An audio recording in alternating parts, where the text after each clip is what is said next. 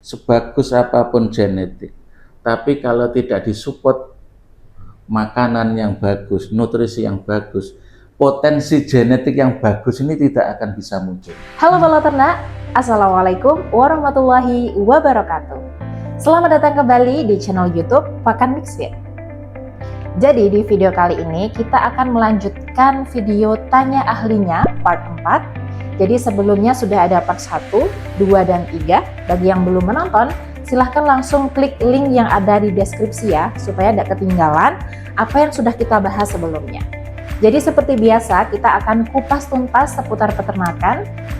Pada ahlinya tentunya, kita akan berjumpa lagi dengan Bapak Muhammad Ali Imran, selaku Direktur Utama dari SMIPI Sinar Mentari Indonesia, sekaligus pemilik dari Mentari Agrifarm, salah satu farm domba yang ada di Blitar. Kira-kira kali ini kita akan bahas apa ya? Bagi yang penasaran, langsung simak videonya ya. Selamat menonton!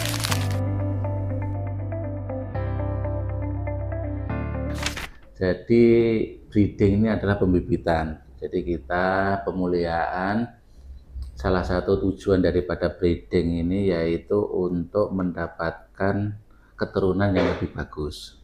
Makanya di Indonesia sekarang ini banyak teman-teman peternak mendatangkan pejantan-pejantan unggul dari luar negeri, dari Australia.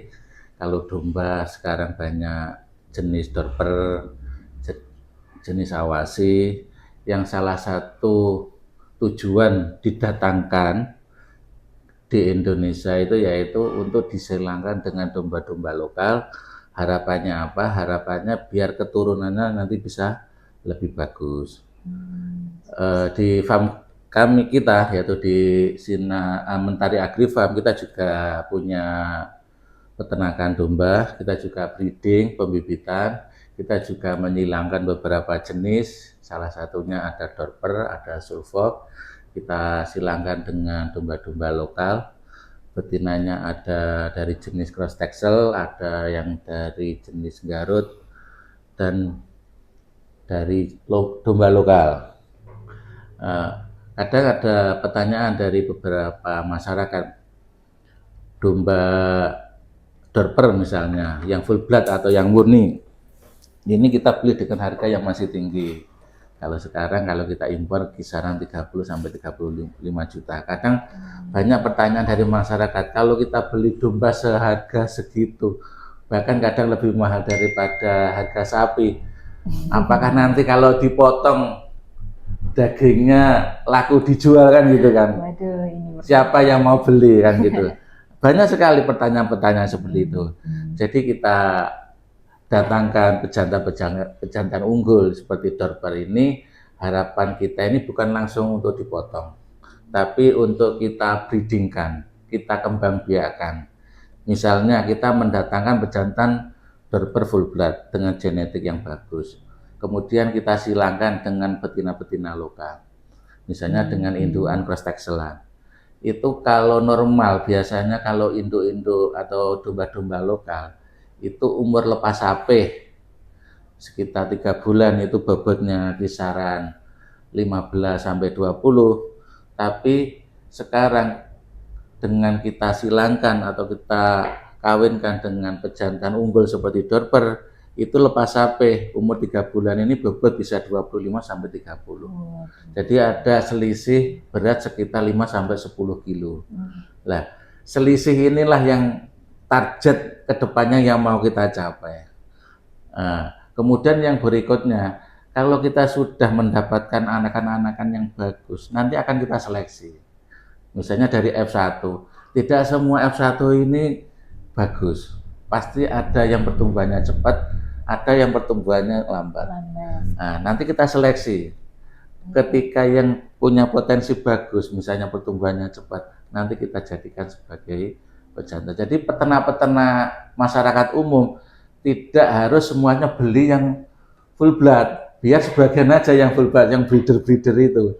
Dia memang fokus untuk mengembang biakan, untuk menghasilkan turunan-turunan yang bagus, F1, F2.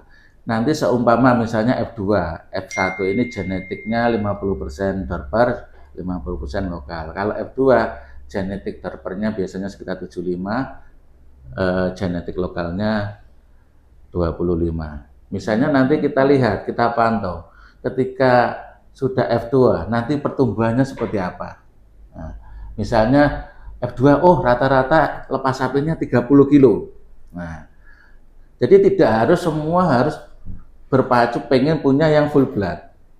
Untuk masyarakat awam, masyarakat umum, ini biar mereka juga bisa menikmati, mereka cukup pelihara yang F1 atau F2 aja enggak masalah. Karena targetnya, ujung-ujungnya, nanti pasti akan dijual untuk daging. Untuk sate, untuk gulai, untuk akikoh, untuk korban, dan lain-lain. Makanya untuk masyarakat umum, kalau kita menyarankan, lebih baik pelihara yang cross saja, yang F1 ataupun F2, cuma genetik yang bagus. Seleksi F2 dikawinkan dengan F2 atau F2 dikawinkan dengan lokal. Itu sudah menghasilkan keturunan yang bagus. Itu yang pertama dari segi genetik. Kemudian yang kedua dari segi pakan. Genetik sebagus apapun, misalnya seperti dorper ataupun seperti awasi, atau kalau kambing seperti kambing bur. Kalau sapi mungkin sapi FH yang langsung diimpor dari Australia. Sebagus apapun genetik, tapi kalau tidak disupport makanan yang bagus, nutrisi yang bagus, potensi genetik yang bagus ini tidak akan bisa muncul. Tidak maksimal juga. Tidak maksimal. Walaupun dorper, misalnya full blood, genetiknya bagus, tapi kalau tidak disupport nutrisi yang bagus, makanan yang bagus, potensi genetiknya yang bagus ini tidak akan muncul, tidak akan maksimal. Jadi kita tidak bisa namanya breeding, itu kita berpatokan harus, pokoknya genetik harus bagus. Jadi ada beberapa item yang perlu kita perhatikan juga, selain genetik, yang kedua pakan. Nah, kalau di tempat kami di Mentari Agri Farm ini untuk breeding, kita pakai konsentrat, pakai yang S18. Kita buat complete feed atau pakan lengkap dengan campuran hijauan dengan konsentrat S18. Hijauannya kita pakai 80%, konsentratnya 20%. Kalau hijauan kita bisa pakai pacong ataupun rumput odot. Kalau kita mix, atau misalnya di tempat-tempat masyarakat banyak limbah-limbah pertanian, misalnya seperti tumpi jagung, itu juga bagus. Kadar airnya juga rendah, itu bagus dijadikan sebagai sumber serat. Jadi kita untuk breeding, karena jangkanya panjang, breeding ini kalau untuk sapi, ini kadang guntingnya aja 9 bulan. Jadi selama 9 bulan ini ibaratnya peternak itu tiap hari ngasih makan tapi tidak ada hasil. Nah, makanya memang betul-betul harus dikalkulasi, dihitung, disiapkan baik mental maupun modalnya. Karena jangka panjang. Seperti domba juga sama, buntingnya aja 5 bulan, lepas sapi 3 bulan.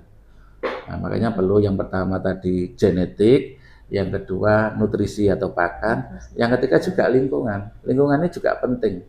Lingkungan misalnya kalau sapi perah ini cocoknya di daerah dingin. Makanya yang cocok untuk peternakan sapi perah ini rata-rata di daerah pegunungan, daerah yang DPL-nya di atas 1000. Atau misalnya sapi perah yang dipelihara di bawah 1000 DPL, misalnya di Blitar kota, misalnya di daerah dataran rendah yang cuacanya panas, itu bisa, tapi dengan manipulasi kandang. Makanya sekarang banyak di dataran rendah seperti di Blitar kota, di daerah dataran-dataran yang lain yang rendah, itu namanya sistem mini closed. Jadi peternak-peternak kecil pun bisa beternak sapi perah fresh Holstein itu biar produksinya tetap maksimal dengan manipulasi kandang. Jadi kandangnya kondisinya dibuat close house sehingga suhunya bisa diatur, kemudian kelembabannya bisa diatur sehingga ternaknya merasa nyaman, akhirnya produksinya juga bisa maksimal.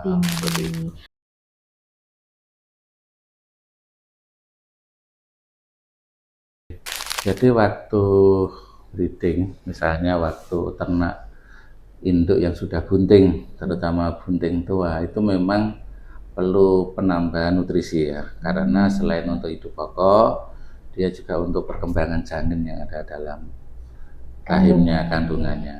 Jadi memang perlu penambahan, makanya biasanya kalau di akhir-akhir bulan menjelang kelahiran itu bisa ditoping atau ditambahi. Jadi bukan makanan pokok, jadi topping atau penambahan bisa pakai S20 atau S22 untuk memacu pertumbuhan janin, memacu pertumbuhan daripada induknya, seperti itu. Harapannya nanti ketika anaknya lahir beranak, induknya beranak, ini nanti produksi susu sudah siap, sudah maksimal, ambilnya sudah besar, produksi susunya bisa besar. Karena dalam breeding ini ujung tombaknya itu ya ini hasil akhirnya kan anakan. Panennya itu ya anakan. Dan untuk menghasilkan ternak yang bagus, ini basicnya ya di anakan ini. Kalau kita bisa memaksimalkan perkembangan anak untuk menjadi ternak yang dewasa, insya Allah nanti hasilnya akan bagus waktu produksi. Tapi kalau pertumbuhan anaknya ini terhambat, ini biasanya juga bermasalah di waktu produksi. Jadi masa pertumbuhan anak ini sangat penting sekali. Makanya ketika induk bunting bisa ditoping, bisa pakai S20 atau S22. Kemudian ketika induk menyusui, nah ini bisa juga ditoping terus untuk produksi susunya biar maksimal. Biar pertumbuhannya anak juga maksimal. Kalau kita bisa memaksimalkan pertumbuhan anak, insya Allah nanti ketika dia sudah dewasa, kalau dia jadi induk, produksinya juga bagus.